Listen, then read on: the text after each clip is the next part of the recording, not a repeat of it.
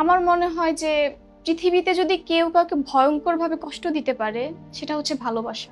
আমার মনে হয় যে সেই ভালোবাসাটা আমার 14 বছরে আমার জীবনে না আসে, আমার 40 বছরে আসা উচিত ছিল। ভালোবাসা বলতে না কিছু নাই। সে আমাকে ঠকাইছে না, সেও একদিন ঠকবে। নিয়ম প্রকৃতির। যে বাবা আমাকে এত সুন্দর করে মানুষ করতেছে, সে বাবা মার কাছ থেকে আমি এত সুন্দর এত ভালোভাবে ভালোবাসা পাইনি। ওই মানুষটা আমাকে এত সুন্দর করে এত গুছায়া একদম বড় করতেছে, সে মানুষটা হুট করে আমার জীবনে নাই। তুমি আমাকে বলো, কিন্তু প্লিজ তুমি আমাকে ছেড়ে যেও না। সে আমাকে বলে যে আমি তোমার সাথে এখন কথা বলতে পারবো না, একটু পরে কথা বলতেছি। একটা সময় মনে হয়েছে যে বাঁচবো না। তোর চোখটা টলটল করতেছে কেন বলো তো? অনেক কষ্ট করে পানিটাকে ধরে রাখছি, কারণ একমাত্র আমার সঙ্গী ছিল এই পানি। হাত এভাবে কেমনে কাটতে পারে? কি করছিলা? আগুনে পোড়ায় দিছি। পাগল তুমি, এইটা পুরেও না তাকে আমি পাইনি। পাগল তুমি। অহনা, তুমি তো অভিনেত্রী, খুবই অল্প বয়স, এখনো 20-এর কোঠায় পা রাখো নাই। এরই মধ্যে প্রেম হইল, বিরহ হইল, এত দীর্ঘ একটা সময় গেল। আমি আমি আমি না তোমার লাইফটা যখন চিন্তা করছি, আমার মনে হয়েছে যে এত অল্প বয়সে এত কিছু তো হওয়া আসলে সম্ভব না বোন। হাউ ইট স্টার্টেড বলবো আমাকে, কেমন করে শুরু হলো এই অদ্ভুত একটা যাত্রা? যাত্রাটা আমার 14 বছর থেকে শুরু হয়, যখন আমি ক্লাস 8-এ পড়ি। ওকে। তখন তো খুবই মানুষের অনেক আবেগ কাজ করে। মানে তুমি ক্লাস 8-এ প্রেমে পড়ছো? প্রেমটা খুব অদ্ভুত। কখন কখন যে কাকে ধরে কেউ আসলে বলতে পারে না। কারো 14 বছরের প্রেম হয়, কারো 60 বছরও প্রেম হয়। প্রেমের আবেগ, প্রেমের অনুভূতি, এগুলা মানুষ বুঝতে শিখে যখন, তখন হয়তোবা সেটাকে প্রেম বলে না, সেটাকে আবেগ বলে না, সেটাকে মোহ বলে না। সেটা আমার মনে হয় যে তখন ম্যাচুরিটি কাজ করে। আমার প্রেমটা খুব সুন্দরভাবে আমার জীবনে এসেছে, আর আমাকে প্রথম দেখাতেই ভালো লাগে। আমার 5 বছর রিলেশন ছিল। প্রথম কোথায় দেখা হয়েছিল? প্রথম দেখা আমার স্কুলে। হ্যাঁ। আমাদের হচ্ছে টিফিন টাইম দিছিল। তারপরে হচ্ছে আমরা নিচে নামি আমার কিছু ফ্রেন্ডদের সাথে। আমি টিয়া কালারের একটা ড্রেস পরা থাকি। এখন সব মনে আসছে।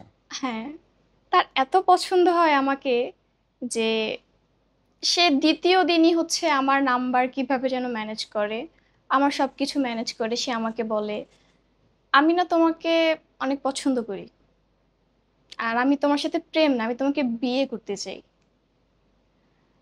সো আমার মনে হয়েছে আমার লাইফে আমি অনেকগুলো প্রেম করছি।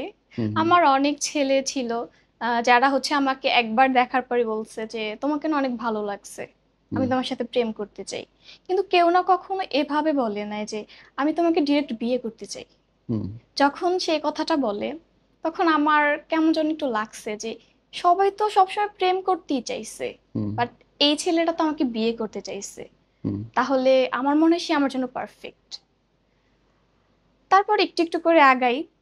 আমাদের প্রথম দেখা, প্রথম ভালোবাসা, প্রথম অনুভূতি প্রপোজ করছিল কোথায়? আমাদের বাসার পিছনে। বাসার পিছনে প্রপোজ মানে? হ্যাঁ, সে আমাকে ফোন করে, কি হুম করো? আমি বলছি যে ভালো লাগতেছে না, আমার একটু পেটে ব্যথা করতেছে। হুম তো সে বলতেছে যে কেন? আমি বলছি এমনিতেই। হুম বলছে আচ্ছা ঠিক আছে, তুমি আমার জন্য 5 মিনিট সময় বের করতে পারবে? আমি বলছি কেন? হুম বলছে 5 মিনিট আমি তোমার সাথে একটু দেখা করবো।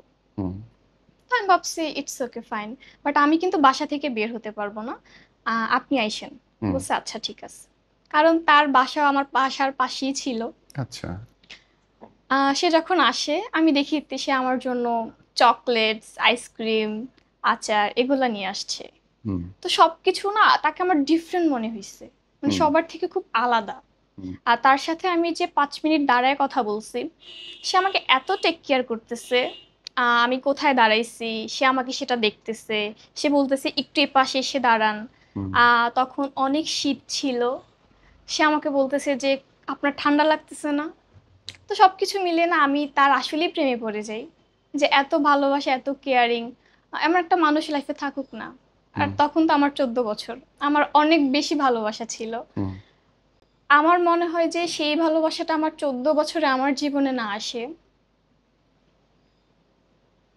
আমার 40 বছরে আসা উচিত ছিল। হয়তো বা 14 বছর যে ভালোবাসাটা এসেছে সেটাকে আমি ধরে রাখতে পারিনি, বা সে আমাকে ধরে রাখতে পারেনি। যেটা 40 বছরে আসতো সেটা হয়তো বা কখনো আমাকে ছেড়ে যেত না। তারপর একটু একটু করে আমাদের ভালোবাসা বাড়ে, আমাদের সুন্দর একটা গল্প হয়। সে আমাকে এত ভালোবাসা দেখাইছে যে একটা সময় এমনও হয়েছে যে আমি আমার ফ্যামিলির বিরুদ্ধে পর্যন্ত যেতে চাইছি, যে ভালোবাসার মানুষকে যদি বিয়ে করি ফ্যামিলি তো একদিন মেনে নিবে। ওই 14 বছর বয়সে? তারপরে হচ্ছে সে আমাকে অনেক ভালোবাসা দেখাইছে, অনেক কিছু। একটা সময় আমি তাকে বলি, তুমি কি আমাকে সত্যি ভালোবাসো? সে বলছে যে হ্যাঁ। আমি বলছি আমার না কেমন একটু খটকা লাগতেছে, তুমি কি আমাকে সত্যি ভালোবাসো কিনা। বলছে যে কেমন খটকা লাগতেছে। কিন্তু অনেস্ট বি, সে আমার সামনে কখনো কোনো মেয়ের দিকে তাকায় নাই। সে আমাকে এত ভালোবাসা দেখাইছে। তার ফ্রেন্ড সার্কেলরা বলতো যে তুমি বিয়ে করো না এখনই এর জন্য এরকম, যদি বিয়ে করো তোমাকে তো সবাই বউ পাগল বলবে। তাহলে আমার মনে হয় আমি হয়তোবা তার মানসিক শান্তির কারণ হইতে পারছি, হুম, তার শখের নারী হইতে পারছি, যার কারণে সে আমার মধ্যে সবসময় মানসিক শান্তি খুঁজে পাইছে। সে আমাকে বলছে যে সে আমার সাথে হ্যাপি থাকবে হুম, অলওয়েজ। তার সেই ভালোবাসা, এত কথা, এত আবেগ, 5 বছর পরে যখন আমাদের বিয়ের কথা চলছে, হুম। আমার দায়িত্ব নেওয়ার কথা চলছে, তখন কেন তার মনে হয়েছে যে আমি তার জন্য পারফেক্ট না? মানে যখন ফ্যামিলিতে প্রস্তাব পাঠালো হ্যাঁ। তখন বলতেছে পারফেক্ট না? হ্যাঁ, তখন বলতেছে আমি তার জন্য পারফেক্ট না, আমার আরেকটু ম্যাচুরিট হওয়া দরকার। আর তোমার হ্যাঁ। একটু বড় হওয়া দরকার। হ্যাঁ। তো তাহলে 14 বছর থেকে প্রেম করতেছিলে কেন? এই কথাগুলা না এখন বলতে গেলে আমার আসলে নিজেকে আমি কন্ট্রোল করতে পারবো না। আমার মনে হচ্ছে কি, তখন আমি ঠিক ছিলাম, তার আবেগ কাজ করছে। যখন তার আবেগটা শেষ হয়ে গেছে তখন সে বুঝতে শিখছে যে না, আমার জন্য মনে হয় সে পারফেক্ট না। আর যখন তার জন্য আমার আবেগ কাজ করছে, সেটা আমার মনে হয়েছে যে না, সেই মানুষটা আমার জন্য পারফেক্ট। আপনি জানেন, একটা মানুষের সাথে যখন রেগুলার কথা হয়, আমি কি করতেছি, আমি কখন খাচ্ছি, কখন ঘুমাচ্ছি, একদম কন্টিনিউ একটা মানুষকে আমি বলছি যে আমি এই তো আজকে এই সময় ঘুমাবো, কালকে ওই সময় উঠবো, একটা রুটিন করছি। হুম। হুট করে যখন সেই মানুষটার সাথে আমার কথা হয় না, তখন আমার কেমন লাগতে পারে? এই যে যন্ত্রণা। প্রথম কবে তোমাকে এই অনুভূতি সে দিল যে সে তোমার সাথে নাই? 2 বছর আগে, 2023, মাসটা ছিল সেপ্টেম্বর, হুম, 19শে সেপ্টেম্বর। হুট করে সে আমার ফোন ধরতেছে না। আমি তাকে একের পর এক কল করতেছি, সে আমার কোনোভাবেই ফোন ধরতেছে না। কারণ সে আমাকে সবসময় কল দিত। হুম, হুট করে তার এই অচেনা মুখ, অচেনা কথা, অচেনা ব্যবহার আমাকে কেমন যেন একটু, আমি না তখন বেশি ভাবতাম, হুম, যাকে আসলে বেশি ভালোবাসে মানুষ তাকে নিয়ে বেশি ভাবে। সো আমি তাকে একের পর এক কল করতেছি, প্রায় 7টা কল দিছি। হুম। সে আমার লাস্ট ফোনটা ধরে বলতেছে, কি বলবা, ডিস্টার্ব করবা না, কিছু বলবা, ইমার্জেন্সি কিছু? এর আগের দিন সব ঠিক ছিল? হ্যাঁ, ইমার্জেন্সি কিছু বলবা। আমার তখন তাকে বলার মতো আর কিছুই ছিল না, যে না কিছু বলবো না, তুমি কি করতেছো। বলতেছে আমি আমার মতো আছি, তুমি তোমার মতো থাকো। সে আমার ফোনটা কেটে দেয়। তখন আমি তাকে একটা টেক্সট করি যে দেখো, আমার যদি কোনো ভুল থাকে তুমি আমাকে বলো, তুমি আমাকে বোঝাও যে না এটা এভাবে না এভাবে। আমি আমি সেটা নিজের মতো করে ম্যাচিউর করে নিব। মানুষ তো একদম প্রথম থেকে ম্যাচিউর থাকে না। হুম, তুমি আমাকে বলো, কিন্তু প্লিজ তুমি আমাকে ছেড়ে যেও না। হুম, সে আমাকে বলে যে আমি তোমার সাথে এখন কথা বলতে পারবো না, একটু পরে কথা বলতেছি। তো আমি তাকে আর একটা বারের জন্য ফোন দেইনি। তখন একদিন কথা না হইলে মনে হইতো যে সে আমার সবকিছু, আমি তাকে ছাড়া বাঁচবো না। তখন আমি চিন্তা করি যে আমি তাকে ছাড়া 2 সেকেন্ড কিভাবে থাকবো। আমি তাকে ছাড়া এই যে রুটিন করে তার সাথে কথা বলতেছি, এটা আমি কিভাবে মানে নিজের মতো করে কিভাবে নিজে করব? আমি কি অন্য কাউকে এভাবে ভালোবাসতে পারবো? যে মানুষটা ছোট্ট একটা মানুষের মতো আমাকে এত যত্ন করছে, এত ভালোবাসা দেখাইছে। আমার মনে হয় যে পৃথিবীতে যদি কেউ কাউকে ভয়ংকরভাবে কষ্ট দিতে পারে, সেটা হচ্ছে ভালোবাসা। সে আমাকে এত পরিমাণ ভালোবাসা দেখাইছে, এত পরিমাণ যত্ন নিছে, এত পরিমাণ কেয়ার নিছে। তখন আমার মনে হইছে যে আমার মনে হয় যে, যে মা আমাকে জন্ম দিছে, যে বাবা আমাকে এত সুন্দর করে মানুষ করতেছে, সে বাবা-মার কাছ থেকে আমি এত সুন্দর এত ভালোভাবে ভালোবাসা পাইনি। ওই মানুষটা আমাকে এত সুন্দর করে, এত গুছায়া মানে একদম বড় করতেছে। সে মানুষটা হুট করে আমার জীবনে নাই। তখন আমি তাকে বলি, "আসলে তুমি কি চাও?" সে আমাকে বলে যে, "আমার তোমাকে এখন আর ভালো লাগতেছে না।" শুট। তখন না আমি আয়নার সামনে যেয়ে দাঁড়াই। আমি কি দেখতে অসুন্দর? আমার কি আরেকটু সুন্দর হওয়া উচিত ছিল? আমার কি আরেকটু ফর্সা হওয়া উচিত ছিল? আমার চোখগুলা কি আরেকটু সুন্দর হওয়া উচিত ছিল? আমি কোনোভাবেই মিলাইতে পারতেছি না। কারণ ভালোবাসা তো কারো কখনো চেহারা দেখে হয় না। ভালোবাসা হয় মন থেকে, আত্মা থেকে। যখন একটা মানুষের সাথে একটা মানুষের সবকিছু ম্যাচিউরড হয়, মিলে, তখন তো একটা মানুষের সাথে ভালোবাসা হয়, মায়া কাজ করে। তাহলে আমি তো তার চেহারা দেখে প্রেমে পড়ি নাই। সে আমাকে এত সুন্দর করে যত্ন করছে, এত ভালোবাসা দেখাইছে। আমি তো সেগুলার প্রেমে পড়ছি। হুম। তাহলে আমি কি তাকে এতদিন এত আমি কি তাকে তার মতো করে রাখতে পারিনি? আমি কি তাকে তার মতো করে ভালোবাসতে পারিনি? যে সে আমার কাছে নাই। একটা সময় মনে হইছে যে বাঁচবো না।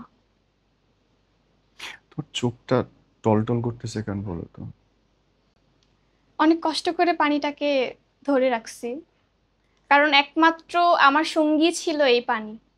যখন আমি আমার বেডে যেতাম, তখন আমার ফ্যামিলির কোনো মানুষ আমার কাছে থাকতো না। দিন শেষে তো আমি একা। যখন আমি অনেক কান্না করতাম, তখন আমার চোখের পানি যখন চোখ দিয়ে পড়তো, তখন আমার মনের মধ্যে শান্তি ফিল হইতো। আর তখনই আমার মনে হইতো, পৃথিবীতে যদি কেউ কারো সঙ্গী হয়, কেউ কারো কাছে একদম ফিল থেকে আসে, সেটা হচ্ছে চোখের পানি। তোমার হাত হাত। দেখা একবার ক্যামেরায়। সে যখন আমাকে ফার্স্ট আমার লাইফ থেকে চলে যায়, এরকম কর, একটু মানুষ দেখুক কি কি জঘন্য ভাবে হাতটা এইটা করছে। এটা ও মাই গড, ও মাই গড, অনেক কষ্ট করে হাসতেছি। ও মাই গড। কি করি নাই তার জন্য? সে চাইতো আমি সবসময় পর্দা করি, আমি পর্দা করতাম। সে চাইতো আমি লিপস্টিক পরবো না, পরতাম না। সে চাইতো আমার কোনো ছেলে ফ্রেন্ড থাকবে না, আমার রিলেটিভসের মধ্যে কোনো ছেলে থাকবে না। ইটস ওকে, আমি কারোর সাথে কথা বলবো না। তখন আমার আসলে এমন মনে হয়েছে, সে যদি আমাকে রাইট নাও বলে যে তুমি তোমার ফ্যামিলির সাথে কথা বলবা না, আমি সেটাতেও রাজি ছিলাম। তুমি হাতের এই কাটাটা দেখো, হাউ ডিড ইউ ডিড, মানে এরকম নিয়ে সামনে নিয়ে এসে কেমনে একটা মানুষ হাত এইভাবে কেমনে কাটতে পারে? কি করছিলা? আগুনে পোড়ায় দিছি। পাগল তুমি, এইটা পুরেও না তাকে আমি পাইনি। পাগল তুমি। কেমনে? চুলার মধ্যে? না, গ্যাসের উপরে ধরে রাখছি, যন্ত্রণা দিছি নিজেকে। পুড়তেছে এবং তুমি তারপরে ধরে রাখতে হ্যাঁ, ধরে রাখছো? হ্যাঁ, আমার চোখ দিয়ে একটু পানি পড়ে নাই, আমার ভিতরে কোনো কষ্ট হয় নাই। কারণ একটা মানুষ খুব সুন্দর করে ভালোবেসে যদি একটা মানুষ ছেড়ে যায়, সেই মানুষের থেকে কষ্ট এই দুনিয়া তার কিছুই হয় না, আমার মনে হয় না। এগুলো তখন একটুও কষ্ট হয় নাই। তখন ইচ্ছা করছে নিজের জীবনটাকেও দিয়ে দিই। অনেক অনেক বাজে, আসলে অনেক বাজেভাবে ঠকছি আমি। যখন আমি হাত কাটি, যখন আমি হাত পুড়াই, তখন আমার ফ্যামিলি আমাকে বলে যে কি হইছে, এরকম করতেছোস কেন? কাউকে ভালোবাসোস আমাদেরকে বল, আমরা আনি। সে কই আছে? আমার বাবা বলে যে তুমি যদি কাউকে ভালোবাসো, সে যদি নদীর মাঝখানেও থাকে, কাঁটা বাগানেও থাকে, আমি তোমাকে এনে দিব, কিন্তু নিজেকে এভাবে শেষ করে দিও না। আব্বা? হ্যাঁ, আমার বাবা তোমার বলে। বাবা? বাপটা মুখ দেখাবা কেমনে? এই ছেলের জন্য করতেছো যার কোনো ফিলিংস নেই। তখন আমার আমার বাবা, আমার মা আমাকে অনেক সাপোর্ট করে। আসলে পৃথিবীতে বাবা মা ছাড়া কেউ কখনো আপন হয় না। এই যে কিছু কথা আছে যে পৃথিবীতে বাবা মার পরে হচ্ছে স্বামী, যে একদিন বাবা মাকেও ছেড়ে দিতে হবে কিন্তু স্বামীকে ধরে রাখতে হবে। কোন স্বামী? যে স্বামী নিজের স্বার্থের জন্য স্ত্রীকে ডিভোর্স দিয়ে দিবে, যে স্বামী স্বার্থের জন্য বাচ্চা সহ একটা ওয়াইফকে ছেড়ে চলে যেতে পারবে, তাহলে কে আছে? বাবা মা। ও কি অন্য কারো প্রেমে পড়ছিল? আমি আসলে জানি না, আমার কপালটা এতই খারাপ। মানুষ তো লাস্ট মোমেন্টে শোনে যে, আমি যদি জানতাম যে সে আমার কোন কারণে চলে গেছে, আমি তো নিজেকে একটু শুধরাইতে পারতাম, আমি তো নিজেকে নিয়ে ভাবতে পারতাম যে আসলে আমার এটা করা উচিত ছিল না, আমি কেন করছি, আমার মনে হয় যে আরেকটু ভালো হওয়া উচিত ছিল। কিন্তু সে আমাকে এইটাও বলে নাই, তোমার এটা খারাপ লাগতেছে তুমি এটা করো না। সে আমাকে এটাও বলে নাই। সে হুট করেই, তুমি আমাকে ডিস্টার্ব করো না। তখন অনেক বাচ্চামো করছি, অনেক কান্নাকাটি করছি। আপনি চিন্তা করেন আমি কত পরিমাণ কান্না করছি, কত পরিমাণ চোখের পানি ফালাইছি, যে এখন আমি এই যে কথাগুলো বলতেছি আমার চোখ দিয়ে একটু পানি আসতেছে না। আমার জাস্ট হৃদয়টা হৃদয়হীন হয়ে গেছে।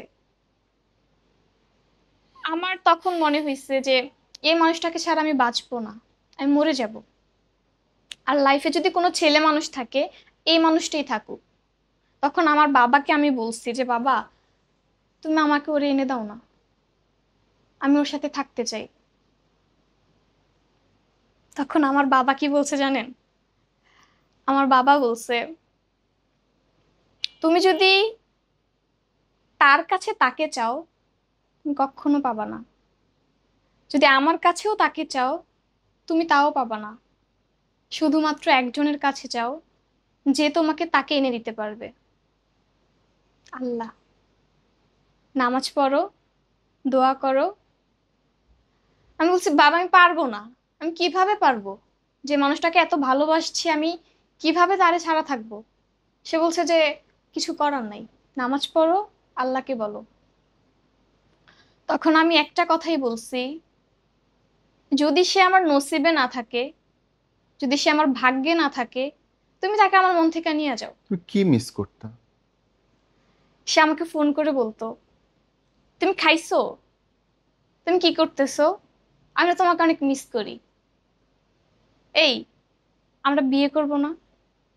আমাদের অনেক সুন্দর একটা বেবি হবে, আমাদের সংসারটা অনেক সুন্দর হবে। আমার মনে হয় ভালোবাসা বলতে কিছু নাই, এত আবেগ এগুলো কিছু না। রীতিমতো আমি তাকে এটাও বলছি যে আমার না অতিরিক্ত কোনো চাহিদা ছিল না তার প্রতি।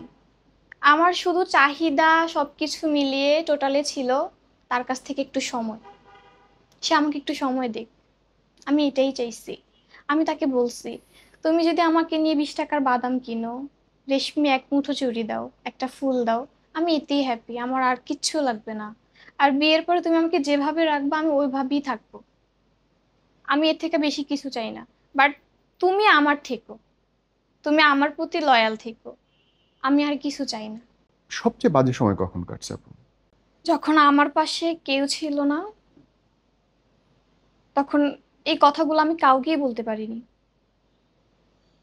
ওর সাথে বন্ধু বান্ধব কেউ তো ছিল না লাইফে? কারণ সবার কাছে আমি ওকে এমন ভাবে প্রেজেন্ট করছি, ও পৃথিবীর শ্রেষ্ঠ প্রেমিক, ও আমাকে অনেক ভালোবাসে, ও আমার প্রতি অনেক লয়াল। ওকে। ভালোবাসলে ওকেই ভালোবাসবো, আর প্রত্যেকটা ছেলের ওর মতো হওয়া উচিত। কিন্তু আমি আবার সেই ফ্রেন্ড সার্কেল, সেই মানুষজনের কাছে কিভাবে বলবো যে সে আমাকে ঠকাইছে? ভালোবাসার কথা শেয়ার করা যায়, ঠকানোর কথাটা শেয়ার করা যায় না। যারা ঠকছে তারা নিজেরা নিজেদের কাছে ঠকছে, নিজেদের কাছে বলছে, নিজের চোখের কাছে বলছে, নিজের চোখের পানির কাছে, নিজের মনের কাছে। এই কথাগুলো কাউকে বলা যায় না। সে তো আমাকে স্ক্রিপ্ট ছাড়া ঠকাইছে। সে কখনো, আমার না একটা ইচ্ছে, আমাকে যদি কখনো বলা হয় যে তুমি 1 মিনিটের জন্য অদৃশ্য হয়ে যাবে, তখন তুমি কি করতে চাও? কি করতে চাও? আমি তার মনের মধ্যে ঢুকতে চাই, তার মনের মধ্যে আমার জন্য কতদিনের জন্য ভালোবাসা ছিল সেটা আমি দেখতাম। আমিও ওইভাবেই যেতাম। আমি তাকে মন থেকে ভালোবাসতাম না। আমি যদি দেখতাম সারা জীবনের জন্য আমার প্রতি তার ভালোবাসা আছে, আমি তাকে একদম সারা জীবনের মতো ভালোবাসতাম। সে যে আমাকে 5 বছর পরে ছেড়ে দিবে এটা যদি আমি জানতাম, আমিও হয়তো বা তার সাথে ওইভাবেই চলতাম, ওইভাবেই কথা বলতাম। আমার এত ভালোবাসা, এত অনুভূতি আমি কিছুই দেখাতাম না। তুমি আমাকে বলছিলে যে এই 5 বছর পরে 2 বছরের ব্রেকআপ, তারপর আবার ফিরতে চায়। What about it? যখন সে আমাকে ছেড়ে যায়, আমি নিজেকে শেষ করতে চাই। হাত। কোনোভাবেই নিজেকে বাঁচায় রাখার মতো কোনো ক্লু আমি পাইনি। আমার 5টা বছর আমার জীবন থেকে নষ্ট হয়েছে।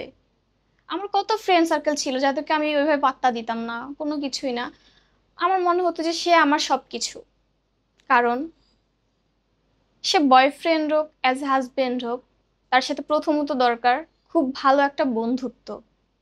যে বন্ধুত্ব ওইভাবে থাকবে, সে পৃথিবীর সবকিছুর মধ্যেই থাকতে পারবে।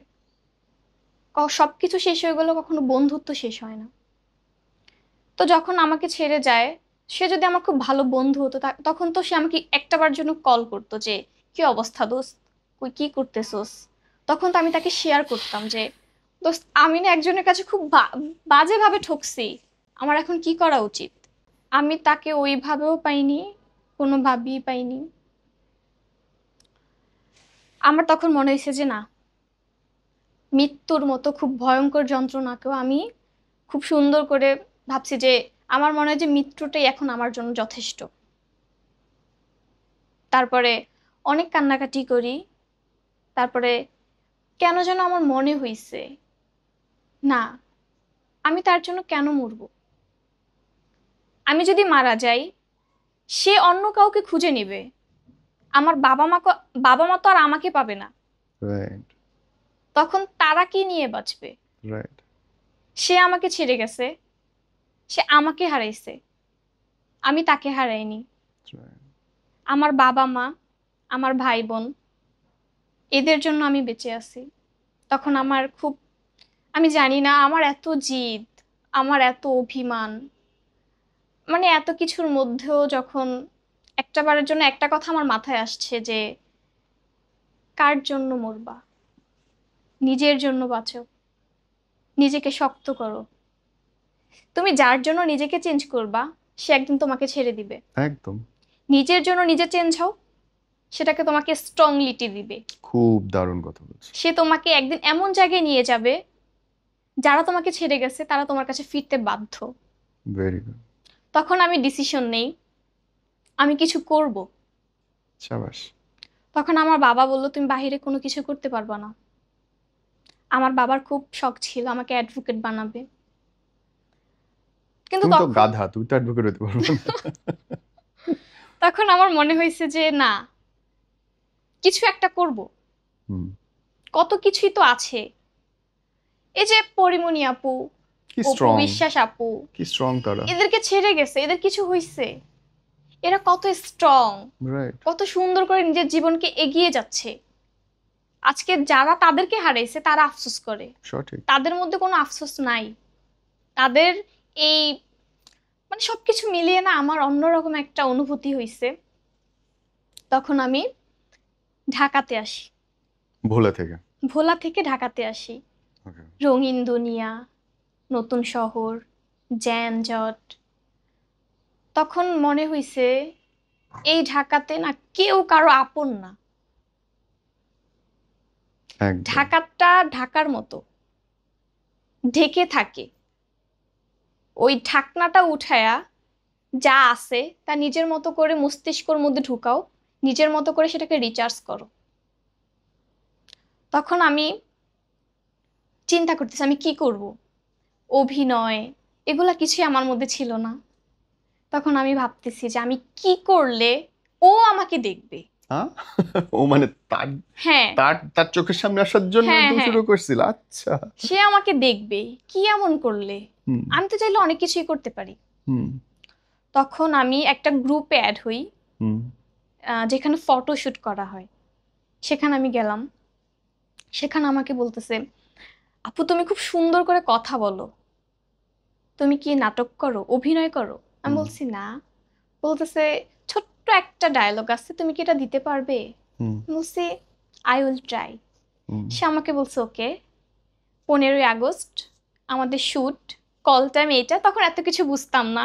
হুম কল টাইম এইটা, ড্রেস আপ এগুলো, কস্টিউম এগুলো, তখন তো আসলে এগুলো জানতাম না। হুম তখন সব কিছু মিলিয়ে সে আমাকে বলে যে বাসার সামনে গাড়ি যাবে, হুম তোমাকে পিক করবে। আমি বলছি ঠিক আছে আপু। তখন যাই। আমার ফার্স্ট শ্যুট শারাফ আহমেদ জীবন জীবন। ভাইয়া হুম ওনার সেটে।